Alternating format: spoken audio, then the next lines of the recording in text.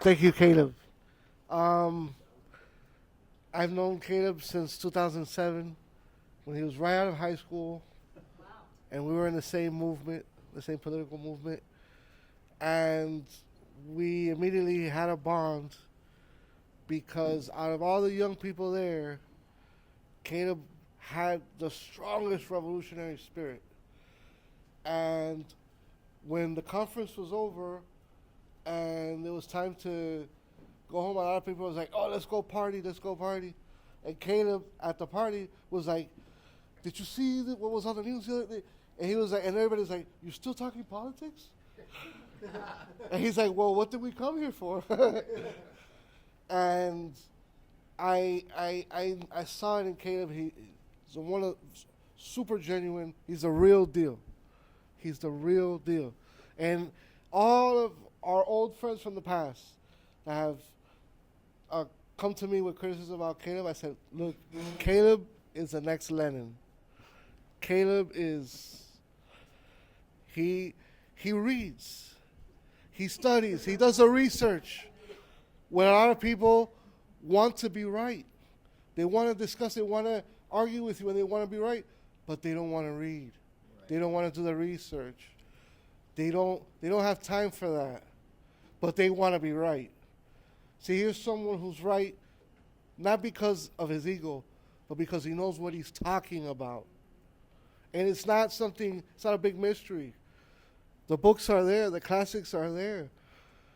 History is there. You just have to go, study, research, understand it, and that way you can talk about it with clarity and be able to convince people politically that what you're saying is the right path. I started my political life as a socialist. When I was around 15 years old, I joined a youth organization of a socialist party in the United States, the Socialist Workers' Party. And politically, I've evolved, and I've been a member of different socialist and communist parties throughout my life. But in my life, what inspired me the most was the Cuban Revolution, because it was the country of my parents, and my curiosity of wanting to know about my roots led me to learn the history of Cuba and all of that. And as I learned about the history of Cuba, you're obligated to learn about different places because it's all intermixed. The Cubans learned that they had to make a revolution. There was no other choice from the coup in Guatemala of Jacobo Arbenz, from the coup in Iran of Mohammad Mossadegh. They knew that just voting in, there was no possibility, because Fidel Castro was a candidate under the Ortodoxo Party when Batista suspended the Constitution and made a coup and established a dictatorship in Cuba. There was no other choice. That young generation of college students, of trade unionists, of workers and farmers, led by Fidel, made a revolution that overthrew this fascist dictatorship and opened the way in Latin America towards something new, towards changing the relationships of exploitation, changing property relations, where it is possible to create free healthcare for people. It is possible to create education for people. And it was done by the hand of the people. Cuba's a very poor country. The United States is a very rich country. How could a poor country like Cuba guarantee each of its citizens preventative health care? It's because it's cheaper to prevent the disease than to cure people after they're already sick. Because health care and your health is not a business. How could human lives be a business? How can they deal with human lives?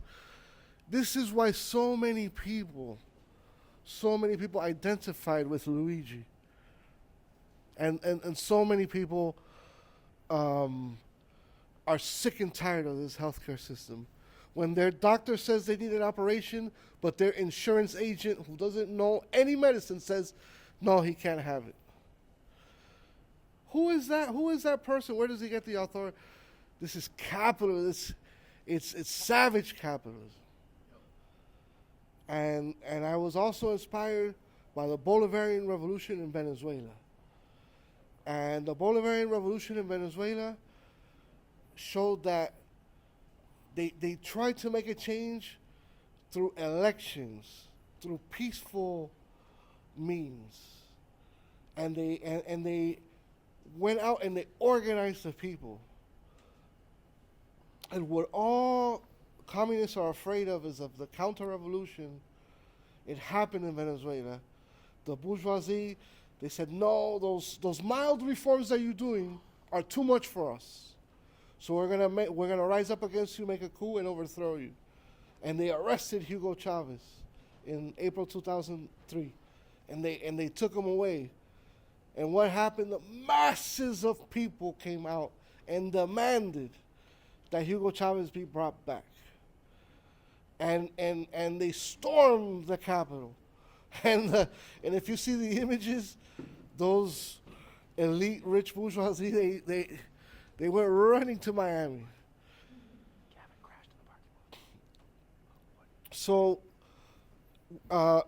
then they were able to make the changes, and they were able to, the people who participated in the illegal coup against the constitutionally elected president were taken out of the scene, thanks to that they had revealed themselves.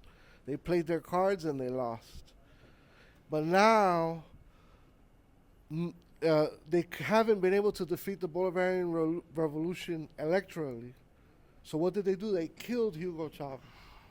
Hugo Chavez died of cancer, a very aggressive form of cancer that even Dr. Paul Farmer from Doctors Without Borders said, we have never seen a cancer like this. And that the time Hugo Chavez got cancer, it was just a coincidence. But over 7 heads of state in South America all had this very aggressive form of cancer.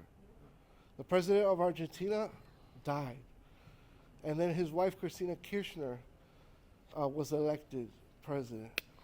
The president of Paraguay was very sick with cancer, Fernando Lugo.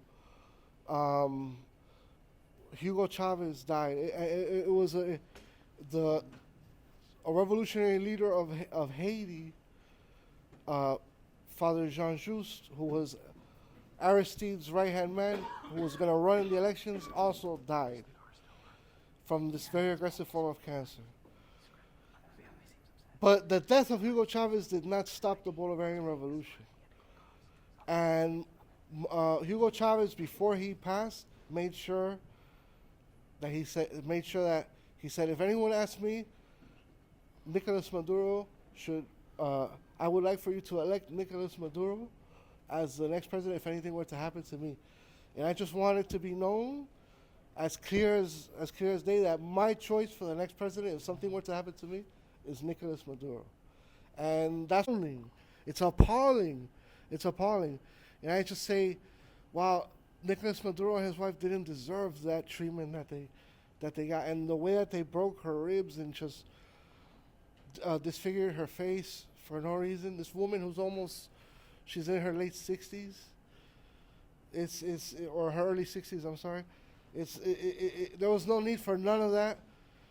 So my message to you guys is, we're never going to be able to make any change here in the United States if change is not even allowed anywhere else. And in fact, those places that have made those changes, we have to study them to see how they did it and how they achieved what they achieved. And somehow we can try to implement that here in the United States. But I agree 1,000,000% with Caleb, and I really hope this project is what will make it happen. We definitely need a government of action for the people. We definitely need to bring peace to this world. I would hate it. Right now we're having a great time here in this hotel, and we had a great dinner. But imagine if an irresponsible president like Donald Trump did one of those insane actions around the world, and then bombs began dropping here. And then we don't have electricity. There's no water. You can't go to Walmart.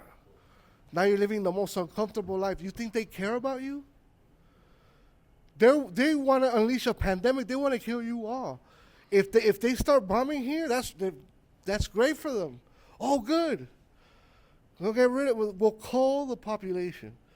They don't care. They don't care about the American people. They don't care about being irresponsible and doing some crazy action that will have a reaction here in the United States. I want to be able to go to work, come back, live my life. I don't want to live in a war zone. I don't want to live, where there's no electricity, no running water, everyone's desperate, everyone's hungry, no gasoline, no nothing, bombs are falling, buildings are all destroyed, no housing. That can happen here. Be clear of that. Venezuela, if they wanted to, those people are such beautiful people. If they wanted to, the mass bombings Venezuela could unleash in the United States in all the major cities, it's beyond their control. Venezuela has been since 2003 has been preparing for this, but they don't want a war. They just want to live in peace. We all want to live in peace, but these elites, they have their bunkers, they have their places where they can go hide and stuff like that. So we have to outsmart them. We have to outsmart them.